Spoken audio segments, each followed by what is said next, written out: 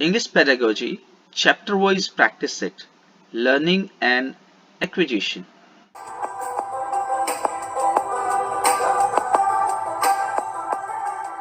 हर एक क्वेश्चन का आंसर आप खुद से देंगे। उसके बाद जब मैं एक्सप्लेन करूं तो आप अपने आंसर खुद से मिला लें और फिर देखें कि आप कितने क्वेश्चंस का सही सही आंसर दे पा रहे हैं। तो आइए शुरू करते हैं प्रैक्टिस सेट को। Question number 1, When language is learned naturally without any systematic practice, it is called.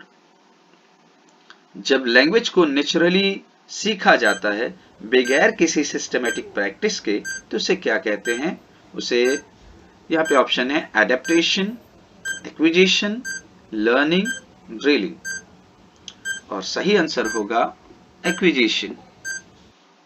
Question number 2, find the correct statement. इसमें से जो करेक्ट स्टेटमेंट है इसे ढूंढना है।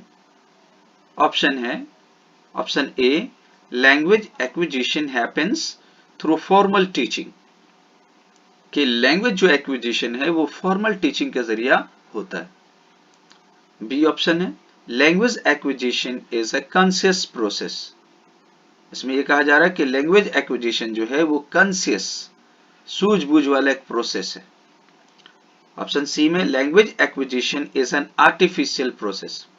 लैंग्वेज एक्विजिशन जो है वो एक आर्टिफिशियल प्रोसेस है। और डी ऑप्शन है, language acquisition is process of learning without grammar rules.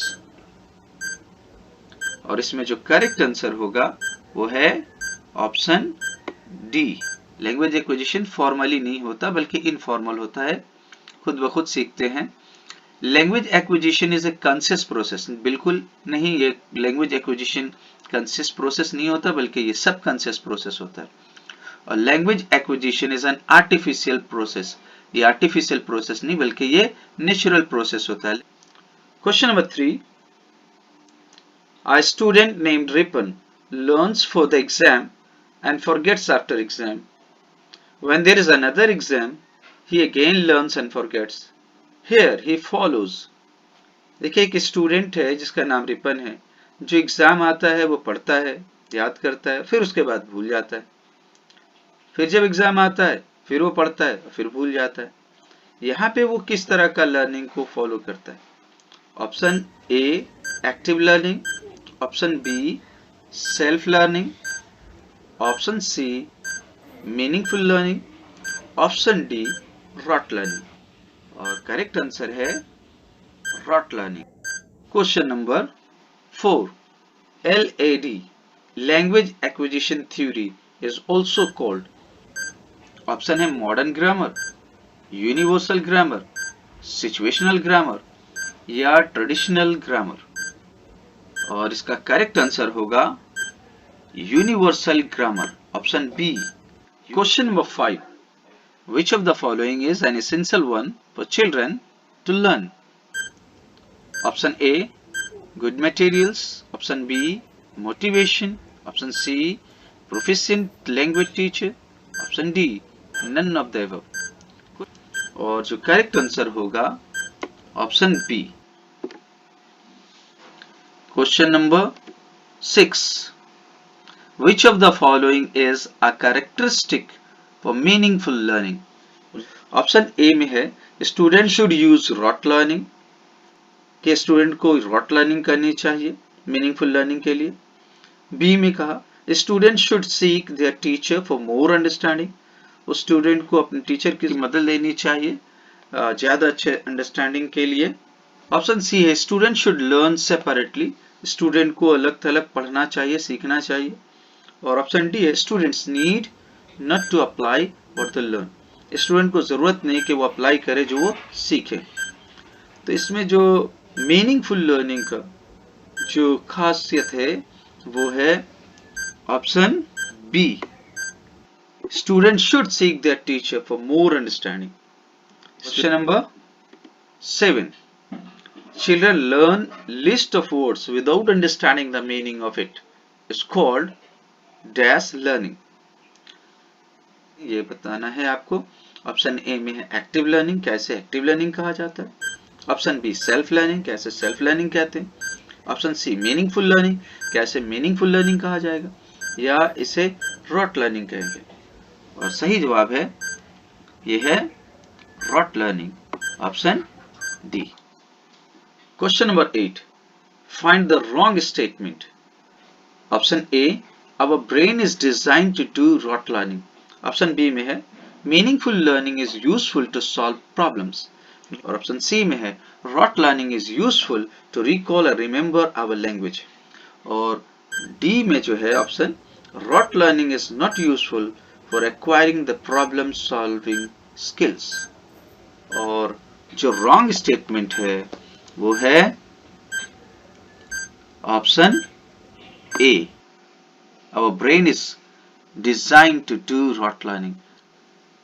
Question number 9, the mother tongue or language one is dash in natural way, learned in natural way. Option A, B, acquired in natural way, C, received in natural way, D, promoted in natural way. और correct answer है acquired. Yes, acquired in natural way. Question number 10, find the wrong statement. यहां पर भी wrong statement को ढूंढना है।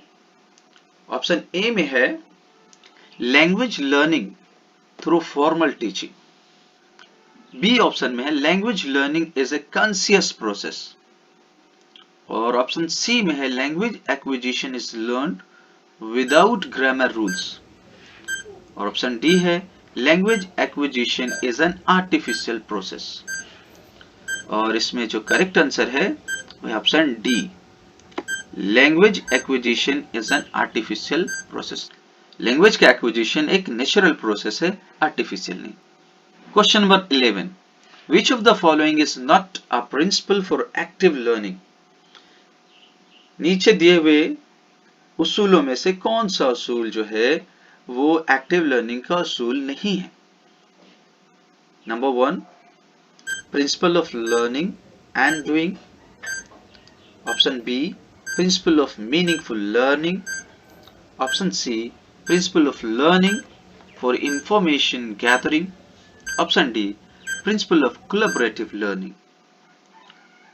और इसमें जो करेक्ट आंसर है option C, principle of learning for information gathering. Next, question number 12, which of the following is the characteristic for meaningful learning? Number 1, a student should use what they learn. Number 2, students should seek their teacher for more understanding. A student should learn cooperatively. A student should avoid rote learning. ये 4 characteristics यहाँ दिए गए हैं। Option A में है कि 1 and 2, क्या 1 and 2 characteristic हैं, यानी student should use what they learn and student should seek their teacher for more understanding. Option B 1 to 3, क्या ये कैरेक्टरिस्टिक हैं। ऑप्शन सी 1 2 3 and 4 और ऑप्शन डी 1 3 and 4। और जो करेक्ट आंसर है वो है ऑप्शन सी, ये चारों के चारों जो हैं वो कैरेक्टरिस्टिक्स हैं मीनिंगफुल लर्निंग के। Next, question number 13, find the correct statement. Meaningful learning is not useful to solve problem. Option B, rote learning is useful for acquiring the problem solving skill. rote learning जो है वो useful है problem solving skill के लिए। Option C में है our brain is designed to do meaningful learning. हमारा brain जो इस तरह डिजाइन है कि वो मीनिंगफुल लर्निंग को करता है। और ऑप्शन डी है rote learning is not useful to recall और रिमेंबर आवर लैंग्वेज। हमें करेक्ट स्टेटमेंट ढूंढना था इसमें, और जो करेक्ट आंसर है वो है option C, our brain is design to do meaningful learning.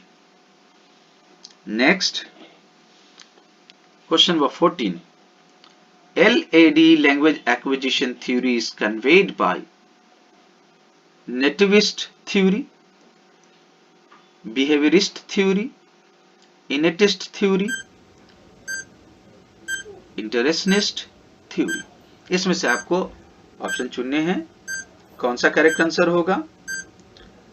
ये देखिए innatist theory है ये, Next, question number 15.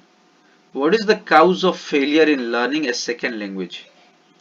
ना है आपको ऑप्शन ए में होम असाइनमेंट, क्या होम असाइनमेंट से लैंग्वेज का learning, second language learning failure हो सकता है या फेलियर का वजह है। बी ऑप्शन है डायग्नोस्टिक टेस्ट, सी ऑप्शन है रीडिंग स्ट्रैटेजी और डी ऑप्शन है over simplification of target language.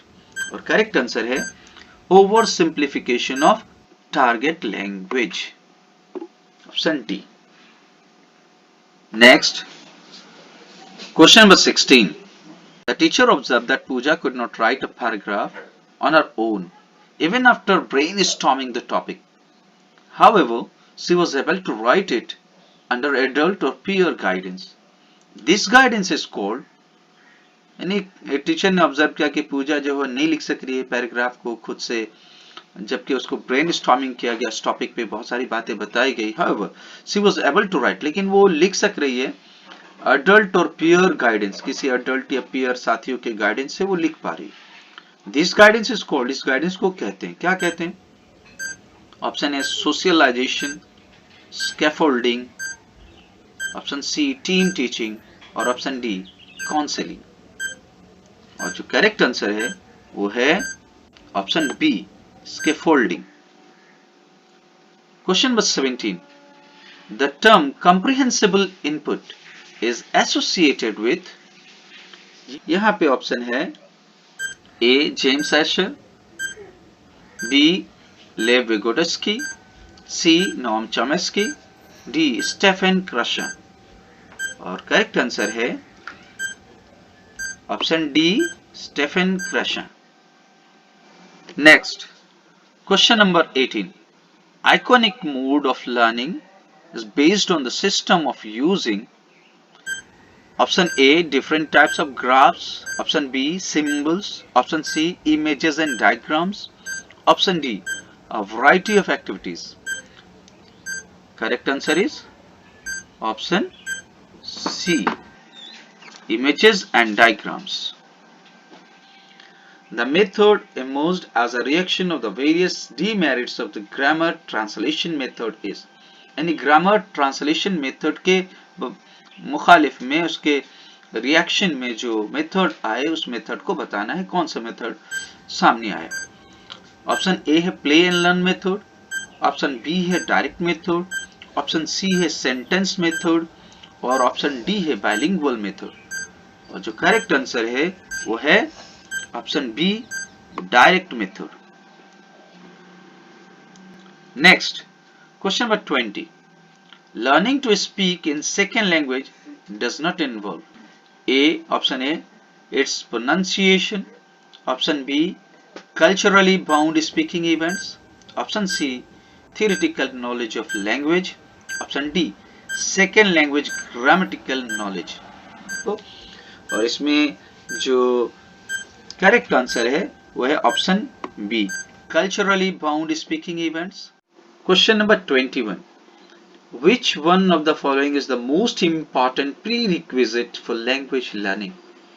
ये पता करना है। ऑप्शन है A children's motivation to learn the language, option B list of aims and objectives of the language to be learned, option C providing a good textbook to children to learn the language और option D using structural situation approach while learning। और जो correct answer है वह है option A children's motivation to learn the language. देखिए, language को सीखने के लिए जो सबसे ज्यादा इंपॉर्टेंट चीज जिसकी जरूरत है पहले से होनी चाहिए वो बच्चे में मोटिवेशन की जरूरत है। ये सबसे ज्यादा इंपॉर्टेंट है। मोटिवेशन अगर है बाकी तमाम चीजें हो सकेंगी। Next, question number 22. State which is not true in context of learning acquisition. Learning और एक्विजिशन के मामले में कौन सी बात जो है वो दुरुस्त नहीं है, सही नहीं है। Option A acquisition is a natural process, option B learning is a continuous process, option C learning results in subject proficiency, option D acquisition helps in cognitive abilities. और जो करेक्ट आंसर है वो है option D, acquisition helps in cognitive abilities. नहीं लगती है इसी बात नहीं। Next question number 23, the children suffer from lack of self esteem when they are, बच्चे खुद एतमादी की कमी महसूस करते हैं जब वो क्या क्या सामना करते हैं। ये ऑप्शन है option A, not allowed to eat what they want, जब उन्हें इजाजत नहीं मिलती उस चीज को खाने की जो वो चाहते हैं। Option B, not able to express their feeling through words और लैंग्वेज, अपने लफ्जों और अपने जबान के जरिए वो एक्सप्रेस जब नहीं कर पाते अपनी फीलिंग को। और option C, are not allowed to play with friends, जब उन्हें अपने दोस्तों के साथ खेलने की इजाजत नहीं दी जाती। या option D, none of the above. और जो करेक्ट आंसर है option B, not able to express their feeling through words or language. Next, question number 24, which is not a very good method of learning vocabulary. vocabulary को सीखने के लिए बहुत ही अच्छा method नहीं है। कौन सा अच्छा मेथड नहीं है? ऑप्शन ए, राइटिंग अच्छा मेथड नहीं है। बी, वॉचिंग मूवीज, ये अच्छा मेथड नहीं है। या option C, talking and reading, ये अच्छा मेथड नहीं है। या option D, A and B, both A and B, ये अच्छे मेथड नहीं है। और जो करेक्ट आंसर है वो है ऑप्शन डी, ऑप्शन ए और ऑप्शन बी, ये दोनों अच्छे मेथड नहीं है। Last but not the least, question number 25, the acquired system or acquisition of a language is the acquired system और acquisition of language जो है वो है क्या है, ये पूछा जा रहा है। Option A, formal skill development, क्या ये फॉर्मल स्किल डेवलपमेंट है। ऑप्शन बी, सबकॉन्शियस प्रोसेस, क्या ये सबकॉन्शियस प्रोसेस है। Option C, input output process, क्या ये इनपुट आउटपुट प्रोसेस है। या option D, self monitoring of learning. और करेक्ट आंसर है सबकॉन्शियस प्रोसेस।